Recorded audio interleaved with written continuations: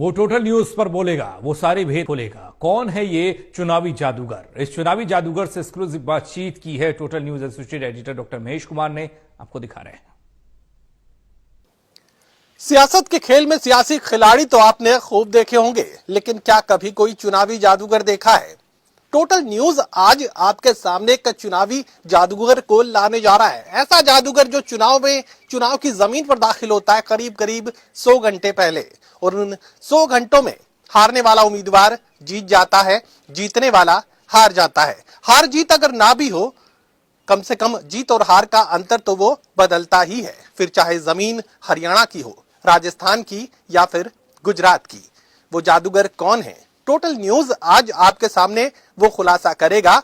और वो जादूगर किस तरीके से इस जादूगरी को अंजाम देता है, किस तरीके से पूरे के पूरे चुनावी गणित को वो बदल कर रख देता है, ये सब कुछ टोटल न्यूज आज आपके सामने खुलासा करने जा रहा है। चलिए आपका तारुफ भी हम करवा देते हैं। वो खास शख्सियत कौन सी है? जी हाँ, मीनू बेनीवाल।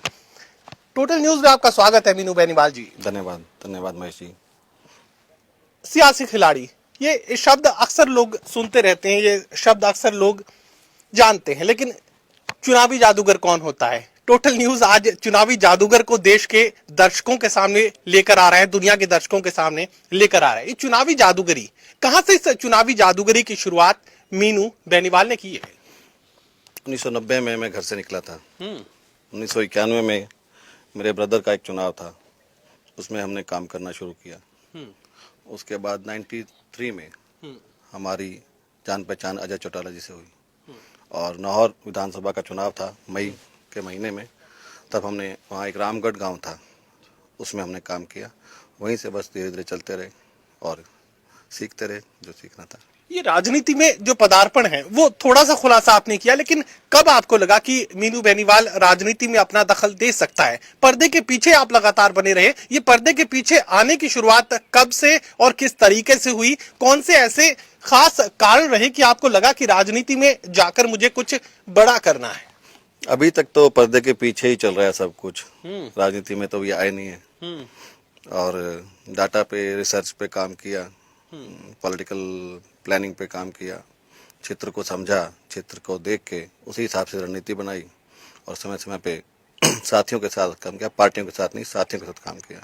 जिक्र मैं हरियाणा का करूं, जिक्र मैं राजस्थान का करूं, जिक्र मैं गुजरात का करूं, आप जिस भी राज्य में जाते हैं और चुनावी गणित को पूरा का पूरा बदल कर रख देते हैं। ये जादूगरी लोग जानने की कोशिश कर रहे हैं कि मीनू बेनीवाल में ऐसी क्या खास बात है कि 100 घंटे पहले चुनावी जमीन पर अपना कदम रखता है और फिर हारने वाला जीत जाता है। हरियाणा राजस्थान में तो मैंने पॉलिटिकल काम किया है। गुजरात में तो सिर्फ मैं कोविड वॉरियर था, और कोरोना में ही मैंने 6 महीने काम किया। गुजरात में मैंने पॉलिटिकली एक्टिव नहीं हुआ मैं।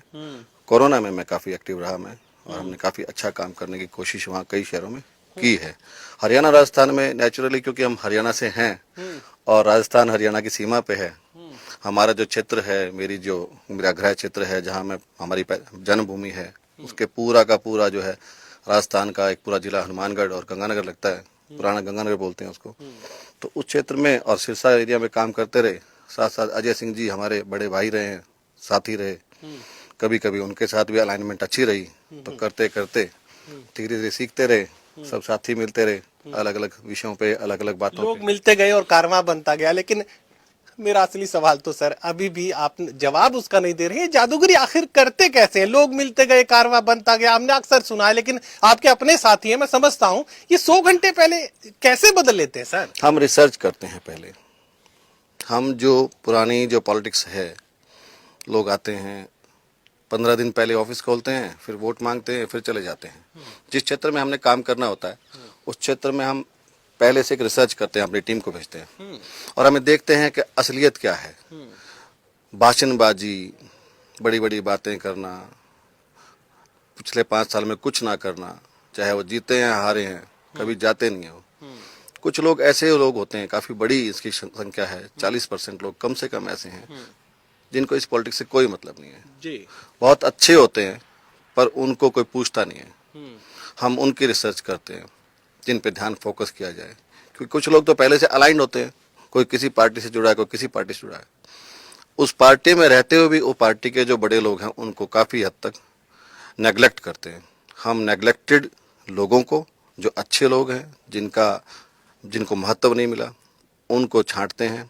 एरिया की कुछ समस्याएं होती हैं, उनको देखते हैं, नमज देख के अलग अलग क्षेत्र के हिसाब से अलग अलग तरीके से काम करते हैं, नई सोच के साथ काम करते हैं। हरियाणा में गठबंधन की सरकार में सहयोगी है जननायक जनता पार्टी। लोग कहते हैं कि अगर मीनू बेनीवाल नहीं होता तो जननायक जनता पार्टी नहीं होती। ऐसा लोग कहते हैं, मैं ऐसा नहीं मानता हूँ किसी भी एक, क्योंकि मैं उस पार्टी का हिस्सा भी नहीं हूँ। ऐसा उनके राष्ट्रीय अध्यक्ष अजय चौटाला जी कह चुके हैं। मैं उनका दोस्त हूँ, साथी हूँ उनका, और हम साथ रहे हैं। हमने 25 साल 27 साल काम इकट्ठे किया है। उसी अटैचमेंट की वजह से कभी कभी हमारी छोटी मोटी सलाह की जरूरत कभी होती होगी तो हम दे देते थे।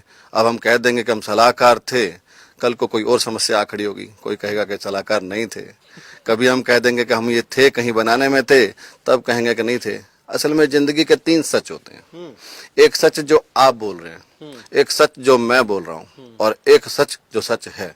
तो सच सब जानते हैं, मुझे कहने की जरूरत नहीं है। मैं कोई कंट्रोवर्सी क्रिएट नहीं करना चाहता। बिल्कुल, सच तो मैं भी जानता हूं सर, और यही वजह है कि मैं ये कह रहा हूं कि नींव का पत्थर अगर किसी ने रखा, जननायक जनता पार्टी का रखा, उनका बयान चाहे जो भी हो, नींव का पत्थर अगर किसी ने रखा तो मीनू बेनीवाल ने जननायक जनता पार्टी की नींव का पत्थर रख दिया। लेकिन गठन को लेकर क्या इतनी जरूरत आपको महसूस हुई कि खास पार्टी खड़ी कर ली जाए और पूरा का पूरा संगठन और बेतहाशा परफॉर्मेंस उस पार्टी का देखने को मिले, और उसका क्रेडिट भी मीनू बेनीवाल खुद नहीं लेना चाहता? मैंने इस पार्टी का गठन नहीं किया। मैं तो मेरी फैमिली के साथ, मेरे दोनों बच्चे ऑस्ट्रेलिया पढ़ते हैं कैनबरा में, तो मैं तो उन्हीं के साथ वहाँ, फरवरी 2018 की बात है, मैं कैनबरा में ही था।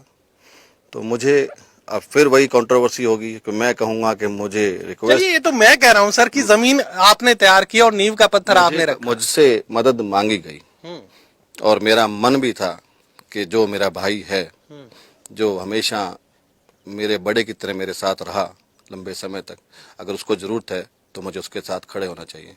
18 फरवरी में ही ये शुरुआत हो चुकी थी। किसी एक फैमिली की जो अलाइनमेंट थी वो खराब हो गई थी, और जब फैमिली की अलाइनमेंट खराब होती है और फैमिली में ही पक्ष विपक्ष होता है, तो सब लोग अपने अपने अच्छे लोगों को, सलाहकारों को, पुराने लोगों को, मजबूत लोगों को याद करते हैं। शायद उनमें से एक मैं था, मुझे भी याद कर लिया। तो मैंने फिर ऑस्ट्रेलिया में रह के ही सब ये फ्रेम तैयार किया था। उसी तरह से जिस तरह से हम विधानसभा के चुनाव में कहीं कुछ निर्देश आते हैं, काम करते हैं, वही लोग हमने छांटे थे जो पॉलिटिकली तो मजबूत थे, पर उन्हें बड़ी पार्टियों में जगह नहीं मिल रही थी। जननायक जनता पार्टी की जो जमीन है, आपने विदेश में रहकर उसे बनाने का, उसे बुनने का काम किया, लेकिन जननायक जनता पार्टी में मीनू बेनीवाल के साथ फरेब कब और कैसे शुरू हुआ? मेरे साथ कोई फरेब नहीं हुआ। मैंने उनकी मेंबरशिप भी नहीं ली कभी। मैं बिल्कुल सेटिस्फाई था। वो मुझसे सलाह ली गई, हमने सहयोग किया, और 11 महीने में 3 गठबंधन, 1 उपचुनाव, 1 लोकसभा चुनाव, उसके बाद फिर विधानसभा चुनाव, और फिर सफलतापूर्वक एक बड़ी पार्टी, राष्ट्रवादी पार्टी के साथ उन लोगों का अलायंस हो गया और वो लोग सत्ता में आए। ये तो एक तजुर्बा है, एक्सपीरियंस है, और मुझे तो अच्छा लगा कि मुझे सीखने को मिला, मुझे रिसर्च करने का मौका मिला, मुझे अलग अलग क्षेत्र देखने का मौका मिला। पहले कुछ कम क्षेत्रों में काम करते थे, अब पूरे हरियाणा को देखने का मौका मिला, तो मुझे तो बहुत अच्छा लगा। इसमें मेरे साथ कोई फरेब नहीं हुआ। मैं बिल्कुल सेटिस्फाई हूँ, संतुष्ट हूँ, क्योंकि मैं वापस में कुछ नहीं चाहता था, और आज भी फरेब नहीं। आज भी अजय सिंह मुझे उतना ही प्यार करते हैं जितना अपने दोनों बच्चों को करते हैं। मीनू बेनीवाल भारतीय जनता पार्टी के करीब कब गए, कब ये सियासी नजदीकियां बढ़ती नजर आई? मैं 1986-87 से शाखा में जाता रहा हूँ, और मेरी शिक्षा भी सरस्वती शिशु मंदिर से हुई है, और शिक्षा भांति संबंधित है। बाबा केशवराव बलिराम हेडगेवार जी का जब डॉक्टर साहब का जब जन्म दिवस था, तभी हमने अपने सरस्वती शिशु मंदिर में मनाया था। विचारधारा से हम राष्ट्रवादी ही हैं। बीजेपी के लोग अक्सर एक शब्द इस्तेमाल किया करते हैं, पुराने संघी, तो फिर मीनू बेनीवाल को पुराना संघी मान लिया जाए? संघी कोई शब्द नहीं है, पुराना संघी। आप शाखा में जाएंगे, आप भी संघी हैं, पूरा देश ही संघी है, राष्ट्रवादी लोग सभी संघी हैं। इसमें कोई संघ की कोई मेंबरशिप तो कभी होती नहीं है। मेरे विचार अगर राष्ट्र के प्रति ठीक हैं तो मैं भी संघी हूँ। मुझे लगता है आप भी हैं, राष्ट्रवादी हैं, सभी लोग राष्ट्रवादी लोग सभी संघी हैं, सभी इसमें कोई किसी का वो नहीं होता। वहां पे जाके प्रणाम किया और बात खत्म हुई।